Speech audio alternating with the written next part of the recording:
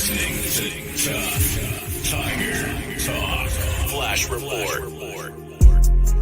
You know, watch Tough Tiger Talk. We in the building, man. Much love to the LSU Football Fight Nation and all LSU family members across the world. I'm Big Q chiming in with this weekly installment of Tough Tiger Talk. We in the building, as this one is called. Taking an early look at LSU's depth chart and more in this installment of Tough Tigers Talk. So please feel free to hit the like button if you hadn't hit it. Please feel free to subscribe and also feel free to share the show's link with other LSU family members. We in this thing. So let's get into it, fam, as we get ready for this installment of Tiger Talk. Our way too early look at LSU offensive depth chart provided by LSU Wires. They take a new look or early look into LSU's depth chart as signing day and all that comes to an end. The transfer portal guys are making their way that made them way in and then signed with the club. And let's take a look at what it looks like, because we had a lot of an infusion of talent from the portal, especially in the secondary area, which LSU really needed help on. So a lot of people were thinking about that. And of course, we knew we needed some help offensive line wise. We had some issues there. Quarterback, what that look like? Running back as well. So let's take a look at their look at offensive depth chart for LSU. So here we go.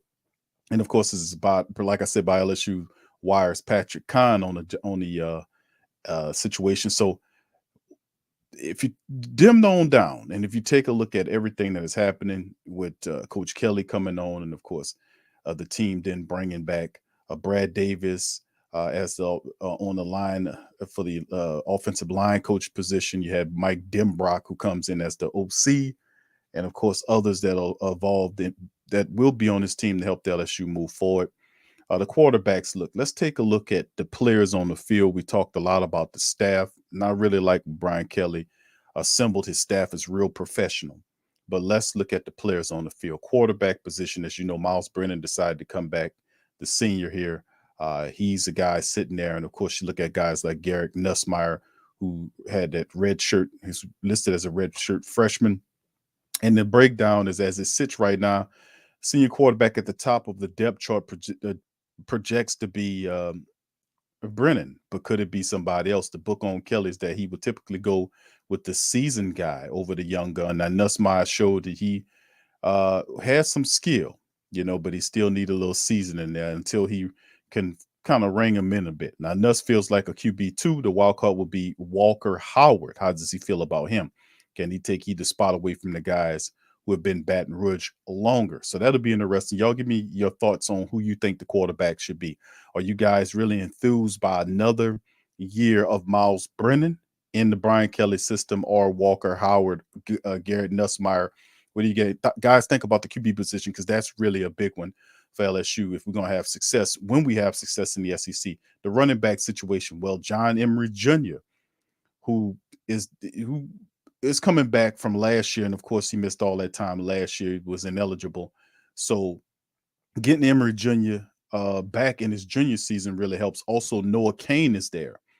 So let's look at the quick breakdown. TD Price has opted for the NFL, and John Emery Jr. returns after the Wild 21 season where he was ruled ineligible. With his return, he will likely take the role of the starting running back under the return of Frank Wilson. Now, newcomer Noah Cain is likely going to take the role of backup, with Corey Kiner also in the mix behind the top two. So they're really big on Noah Cain. We know when he came here, they expect that Cain will get a lot of some of those snaps in the running back room for the Tigers. So let's move on to the wide receiver position, the X spot.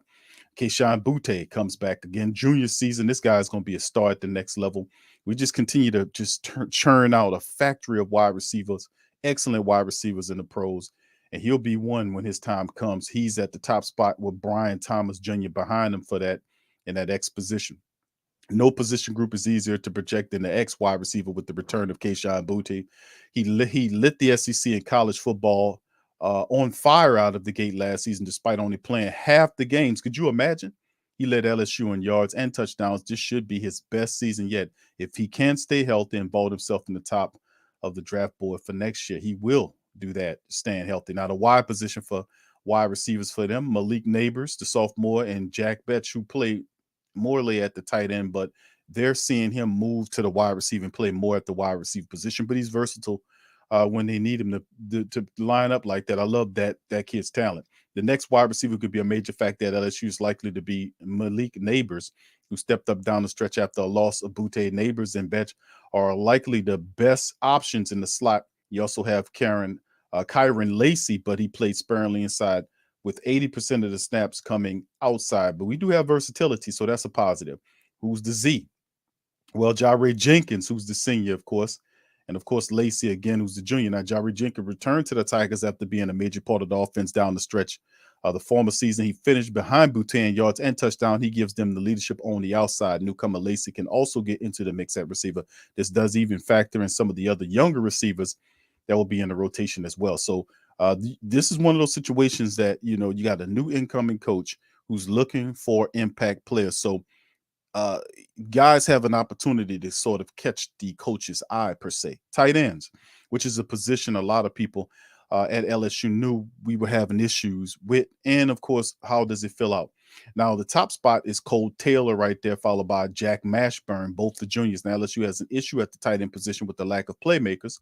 Remember, Jack Betts, you can use him in that position, but they say he saw 25% of his snaps inline tight end. Both Taylor and Mashburn play over 80% of the time over there, but the team added Mason Taylor in the 2022 class, but adding one in the portal may be preferable.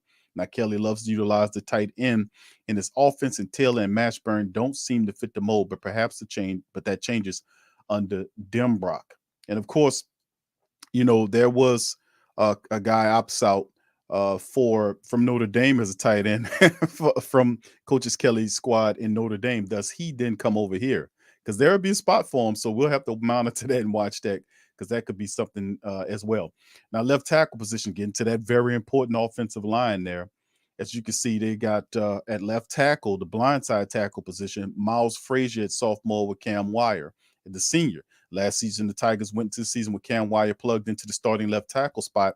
With the team switching back to the right-handed quarterback, the blindside tackle is even more important. This is where the standout transfer, Miles Frazier, should lock it down. Wire's inability to stay healthy will hurt his chances to start once again, so they think. But yes, a lot of people's high on Miles Frazier, but can he unseat the senior Cam Wire in this thing? So hopefully Cam Wire, he'll have some opportunities to keep it, but Frazier's going to push him, ain't no doubt about it. Hopefully he don't short circuit. Get it? Why? No, never mind. Left guard position. Both guard. The left guard position, you got Garrett Dellinger, the sophomore, with Xavier Hill, the redshirt sophomore. He saw plenty of action last season. Tigers were ravaged with injuries all over the O-line.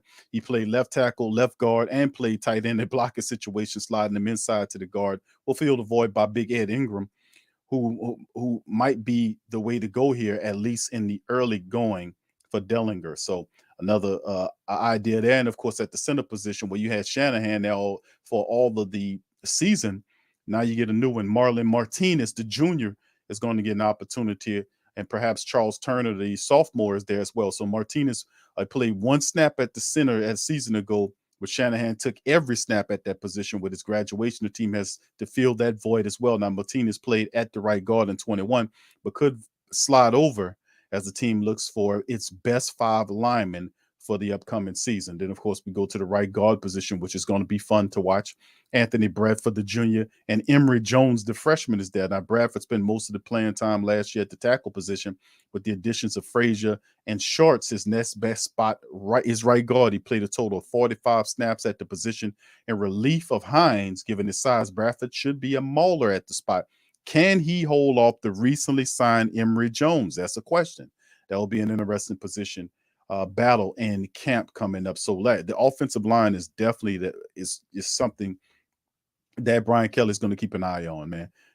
Without solid offensive line play, offense will fail. That's not enough. They have to provide time for the quarterback, and they got to open up holes for your running game. So we'll see. Right tackle position. This is another good one with Tremont Shorts there, and Will Campbell, the freshman, the highly sought after freshman, is there. Shorts came to LSU as a transfer from East Tennessee State, with Frazier projected at the left tackle position. We're going to give him the right tackle. He will likely be the best option unless The 5-star signee, Will Campbell, shows that he has the strength to play at the position. The development of the young tackle will be pivotal. So a lot of people are hedging their bets with Will Campbell getting in there over shorts. Only time will tell, and we'll see. But Will Campbell he is going to be very fun to watch in the stretch. So that is a look at the offensive side of the football for your LSU Fighting Tigers team.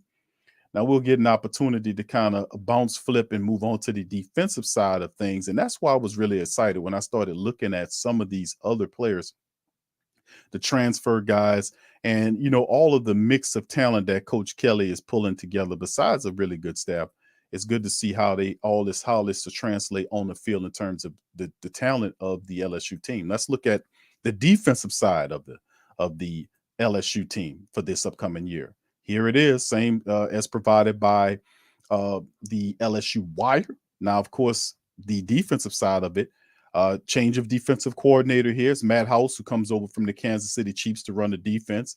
He was last gig he had as a coordinator was at Kentucky. He had some success there. And of course, Jamar Cain opted to come to LSU over USC to be the defensive line coach. He was previously with Lincoln Riley at Oklahoma, but is now tasked with turning around a pass rush that was good but not great. House will handle the linebacker, so he will do his thing. Now, Kerry Cooks will handle the safeties for the defense. Cooks was previously an Oklahoma assistant when he worked with Kelly at Notre Dame, so a lot of familiarity there. The final addition, of course, is Robert Steeples at the cornerback room there. And, of course, we'll see how that all goes. But anyway, getting into the defense, strong side edge rusher, because Ali Gay is back as a senior, and behind him is Fune there, both of those guys. The senior Ali Gay is returning for one more year in the Bayou in hopes of boosting NFL draft stock. After coming to LSU as a junior college transfer and a strong junior season, injuries sidelined him in 2021. Now, Gay should be a strong candidate to wreak havoc in the backfields in 2022. Now, Fune will be a solid rotational piece. So, yeah, definitely Ali Gay. A lot of people are going to be paying attention to him. He's going to be a big part of what they do on the defense. It's going to be fun to see how this defense goes. Now, of course, they were saying, some of the coaches said this defense is going to be disciplined. They're going to be fun to watch, and they're going to be mean. So, and super aggressive. So we'll see if all that comes into fold. Hopefully that does, because I like to see them unleash that style of defense on the rest of these clubs, especially in Alabama. At the nose tackle position for the Tigers defense, you got Roy there as a junior and Langston, the redshirt freshman. Now, Roy had a huge season for LSU after they lost Glenn Logan. He got plenty of playing time behind Farrell Jr., but now it's his turn at the defensive tackle spot. Now, Langston, who was listed as a 2 deep for the Tex Bowl, will likely get a crack at the backup. The Tigers have some young tackles who can also work into the mix. They are deep at the interior defensive line position and talented. Now, the other tackle is Mason Smith, the sophomore who was really good. Jacobian Guillory is another guy. Mason Smith was as good as advertised in his freshman season. He made an impact as an interior and outside player.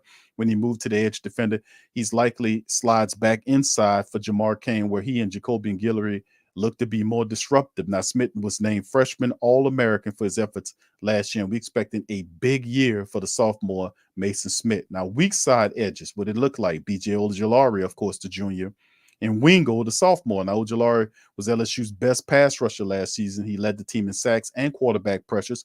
With Cain now in the fold, Ojulari could be used in a similar manner to Bonito.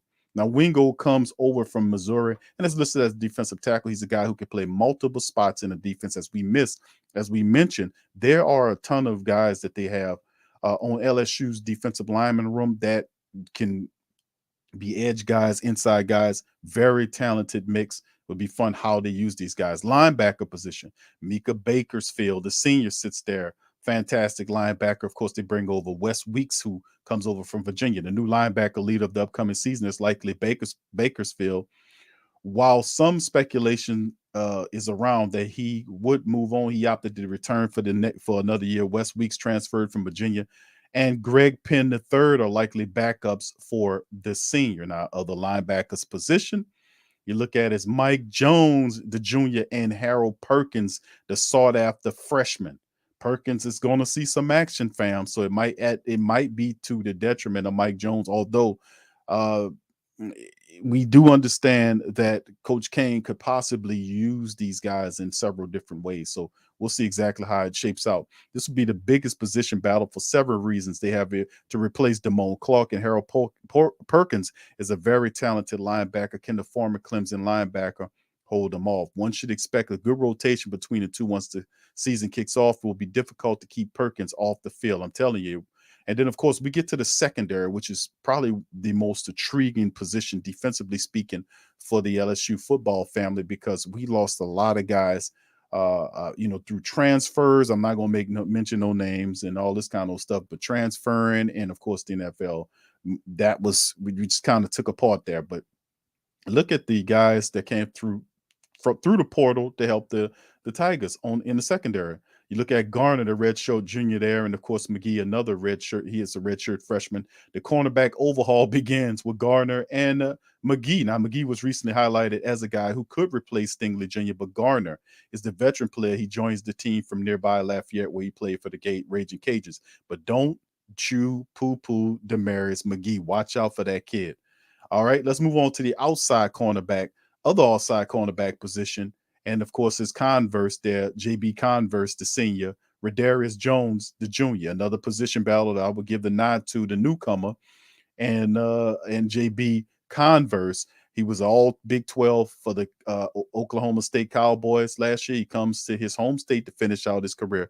Very physical cornerback that will likely be a force for the defense. So it'll be intriguing to see how guys like JB Converse, how guys like Garner would fit into the fray, but they do play with a lot of attitude, to be honest with you. Go study their film. All right, the nickel position. You got Greg Brooks Jr., the senior, and Sedge Ryan, a redshirt sophomore. So another transfer guy. Brooks Jr. is one of two Arkansas defensive backs looking to start for LSU. He's a willing tackler with some ball skills, but for now, the senior will likely get the nod. But Sedge Ryan could be coming for the role this season, provided he stays healthy. So we'll see how it looks in that. And it'll be battles all over the field for the defense. At the safety positions, free safety, Jay Ward's there with Major Burns behind him. Jay Ward is back for another go-around. He was the best coverage safety. Ward converted from cornerback due to a need at the position. Burns need to stay healthy to get on the field. The two could provide some playmaking ability. There are also others that they're not mentioning that could also provide, but these are the candidates that they're looking at. And of course, the strong safety for them is Fuchsia, who comes over from Arkansas again, with Todd Harris Jr. behind him. Fuchsia is the next player returning home to try and lock up a starting spot. By my count, he would give 4 of the 5 secondary spots to transfer. Harris was the day 1 starter last year, but Fuchsia brings a little more to the table. The former Razorback does well playing around the line of scrimmage. So there you go, family. That is a look at your defense there. And you got a lot of transfers that could be starting for LSU in the secondary next year. But the issue is that we got to fire off and make things happen in that getting sacks and pressures on the quarterback. That will be astronomical for LSU's defense going into this thing. So you think I'm going to stop there, family? You think that's going to be the end of the show? No, let's keep it rolling. Let me give you a little bit more Tiger content here as we keep this thing going. Let's bounce and flip and give you some SEC news. Or better yet, let's hit you with this one. That was the good news right there with LSU doing their thing. How about this real piece of crap story right here? Out of Saturday Down South, at former LSU QB reportedly joins the Alabama staff. Now, who would be so bold to do that? Well, former LSU QB Zach Mettenberger, who spent the last 2 years coaching high school football in Tennessee, the former Tiger and ex-NFL quarterback, is now taking a step up in his coaching career. Mettenberger is now listed on Alabama's online coaching staff directory as a football analyst, presumably joining Nick Saban's staff as an off-field assistant. How about that? How did that Mettenberger joining the Tide? You know, that's not right, Mettenberger. He was a 6th round pick in 2014's draft going to Tennessee's Titans. He played for the Titans, Chargers, Steelers from 2014 to 2016 before his NFL career ended. He finished his LSU career with 5,783 passing yards, 35 touchdowns, 15 interceptions, and a 148.4 QB rating. He'll try to rise through the coaching ranks. Getting a start on Saban's staff is a major step in the right direction, according to what they say. But if you're a Tiger person, you'd be like Coach Ogeron. You wouldn't dare think about taking your tail over there to join Satan himself, Nick Saban. That's right. That's right. Satan himself. Anyway, let's keep it moving, fam. Let's get through the rest of these stories. Shame on you, Zach Mettenberger. Shame on you. All right, let's keep it going, fam. Might as well keep on with the Alabama theme, right, fam? Why not? All right, LSU football lost the in-state recruit to Alabama because of the NIL deal. This is from the Death Valley Voice, and you know who they're talking about. LSU football was hoping to sign 2022 three-star tight end Danny Lewis on National Signing Day last week. This is from Zach Reagan. Instead, Lewis signed with the Crimson Tide. Now, why was that? Now, Lewis is 6'5", 255 pounds from New Iberia and was ranked in the 24/7 Sports Composite rankings as the number 31st tight end in the country and the number 30th player in Louisiana. Those rankings didn't indicate an elite recruit, but recruiting rankings aren't always 100%. Alabama and LSU clearly saw a lot they liked in Lewis, and both programs were working hard to land the Louisiana native in days leading up to the signing day. So what makes this an important story? Because LSU football lost Danny Lewis to Alabama because of an NIL deal. Now, Lewis ended up with Alabama. It wasn't a total surprise. It never was a surprise when Alabama lands a recruit, regardless of where they're from. But there was a reason Lewis signed with Alabama over LSU, and it wasn't just because of Alabama's recent success. According to 24/7 Sports' Shay Dixon, who covers the Tigers on a daily basis, there are a lot of folks who feel like Lewis signing with Alabama came down to the NIL deal, though it wasn't necessarily a big deal. Now, quote, many folks feel like this came down to the NIL deal, though it wasn't a big number, wrote Dixon this week. It feels like LSU has been lagging behind a bit in these deals, and it's also the reason they lost four-star in-state running back Trevante Citizen to the Miami Hurricanes. Like it or not, this is the state of college football in 2022. The Tigers need to get on their game for the NIL deal if they're going to continue to land these elite top 5 recruiting classes. So great point by Zach Reagan of the Death Valley Voice, and credit to Mozzie, my co-host, when we do the full shows, a Tough Tiger Talk, that yes, LSU definitely need to up their game on these NIL deals. A lot of people don't like them, but this is simply what it is in college football. And yeah, we got to get on our game. Now, we did bring some guys in who are pretty good at that deal, but hopefully, and I kind of was reading various articles that I think eventually LSU is going to play. They're going to get in there and make things happen in terms of those deals. So anyway, in the final story for Tough Tiger Talk today, the SEC is to distribute nearly 55 mil to each member after revenue rose. Wow, this is a great deal right here. So in 2020 to 21, the SEC made a bunch of bread. And as a result, it will give 55 million, nearly 55 million to each school and the SEC, so that you just keep making money. On Thursday, the SEC said revenue rose. Oh, look at that, man. $700 million, 700 plus mil. You know, so during the 2020 season, the 21 fiscal year, of an increase of 120 plus mil for the previous year, the money will be divided equally among the 14 schools, including the bowl expenses. Each school will receive roughly 54.6 mil. The total distribution is made up of revenue generated from television contracts, postseason football games, the SEC championship game in football, the conference men's basketball tournament, the NCAA championships, and a supplemental surplus distribution.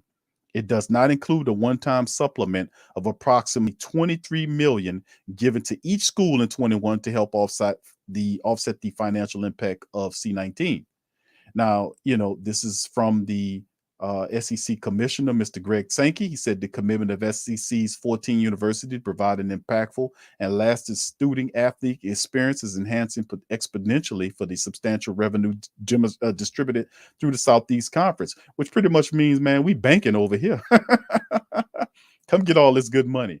In August, the SEC announced that Sankey, he agreed to a contract extension, and with big payouts like that, he going to keep getting them.